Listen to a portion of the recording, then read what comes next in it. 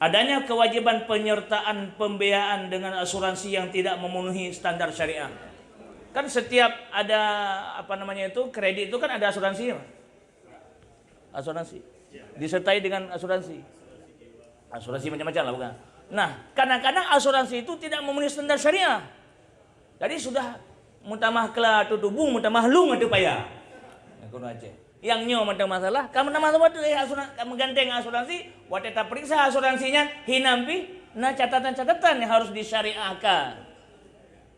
Jadi Islam tidak anti asuransi, Islam tidak anti kemajuan, Islam tidak anti dengan perkembangan zaman. Tapi Islam punya koridor, punya kaedah, punya ketetapan yang wajib untuk dipatuhi oleh umatnya biar untuk mendapatkan ridha Allah dan Rasulnya.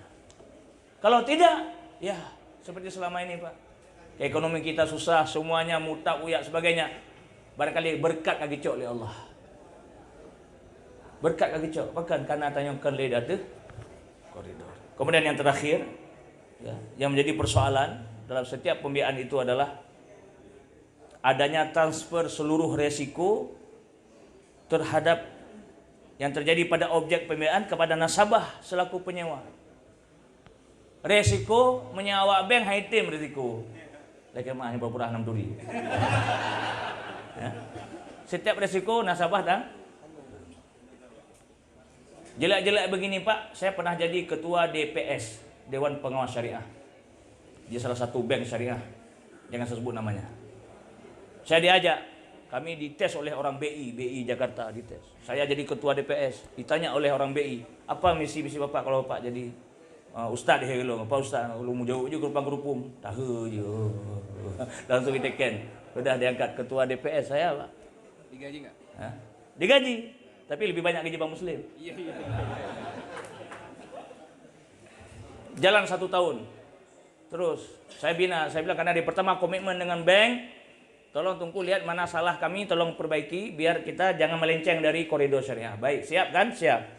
Dan saya kiban cerah menang bekah melang sediri hukum lo bekah. Kalau saya ingin selamatkan diri sendiri keuangan, mungkin long mentang high peng tiap bulan kaitan mau lawan rekening. Ku telah makan cukup mangat ya. Tapi saya nggak mau itu. Komitmen kita oke, komitmen. Rupanya bulan-bulan pertama masih mesra, lagi orang kawin sih. Bulan keempat kelima kamu mulai renggang, kamu mulai neko-neko lah. Oh nggak bisa begini saya bilang. Sampai satu ultimatum, kalau ini nggak bisa dirubah, maka saya mundur dari bank ini saya bilang. Sebagai DPS, ketua DPS lah, Dewan Pengawas Syariah. Saya mundur. Mereka angkat tangan karena katanya yang pemegang saham orang Jakarta katanya. Jadi kami nggak bisa buat apa-apa tunggu. Oh mana? Apakah anda bekah dari pon? Apakah long lah bekah? Udah saya mohon maaf, saya keluar nggak bisa. Mohon maaf. Saya hadir nanti lo nggak hadir gue kupuman. Kemana nunggu gaji tak tambah lo? Kan masalah gaji lo. Betul nunggunya kalau kadang-kadang malah ditawarkan tambah gaji. Pikir mungkin ya tambah gaji nunggunya sang keleng-keleng aja. Pepe macam itu bukan tambah pepe kan? Anak pepe tetap tegar. Kan masalah gaji. Kan masalah gaji. Rezeki lain bila Allah kan masalahnya. Tolong komitmen kita apa yang pertama? Nggak bisa Pak, karena pemegang saham yang terbesarnya ada di sono, di Batavia sana, Jakarta ini. Ya, kami nggak bisa buat banyak itu. Ya Pak, apa boleh buat kan? Rupanya Mamandum, yang raya tumpuk. Yang raya tumpuk, yang manyang tampuk. Ini kamu sapat tumpuk dengan tampuk, kabere.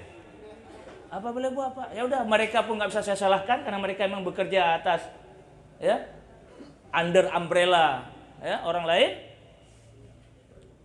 Ya mereka tahan hati, saya nggak tahan hati, saya keluar. Dan saya akui ini memang PR yang berat.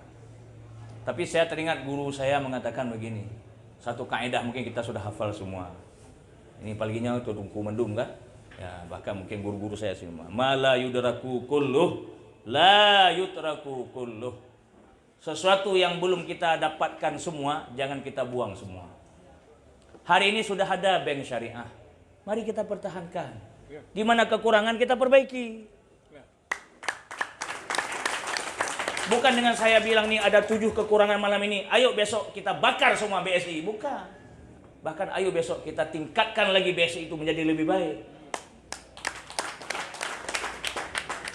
Saya termasuk orang yang berkomen keras di Facebook saya kemarin, waktu BSI 3 hari macet. Anggota DPR A mau rubah, masukkan lagi bank konvensional ke Aceh. Saya keras saya katakan, Belheuro hana silmo kapaka pajo sibu bukan. Itu saya yang tulis. Viral kata-kata saya itu kemana-mana, diteruskan, apa boleh buat. Dan saya konsekuensi saya terima. Kenapa? Saya salah seorang penasehat Wali Nanggro, Tuhaput Wali Nanggro. Kalau saya berbicara seperti ini, saya punya landasan dan saya siap dengan resikonya. Mohon maaf, saya digagap ya, tapi kuring lucu. Karena ditulis ini Wakil Ketua Huda. Satu lagi, anggota Majelis Tuhaput Wali Nanggro Aceh. Walaupun gaji sedikit nggak masalah. Bukan masalah gajinya. Saya harus kasih nasihat. Apa luar? Itu DPR A yang ngomong, ketua DPR atau siapa, saya nggak mau tahu saya. Saya kasih nasihat, jangan begitu, pertahankan dulu.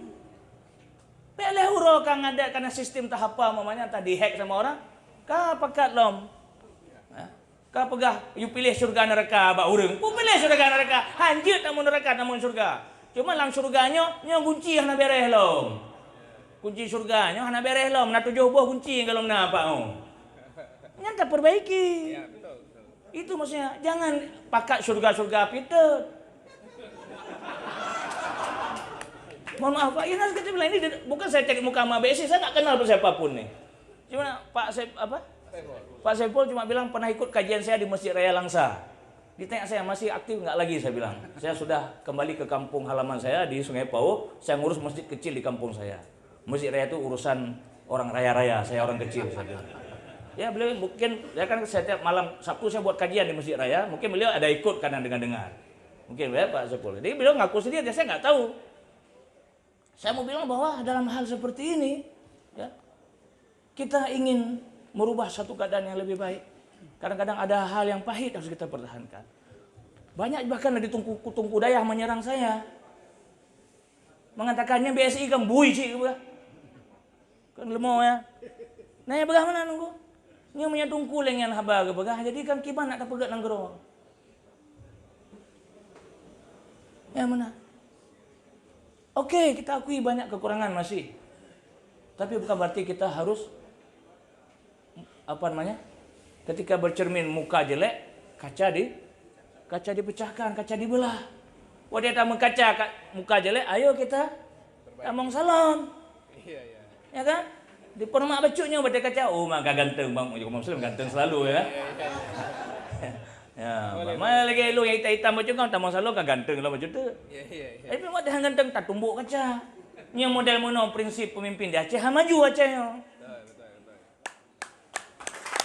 Maju Aceh.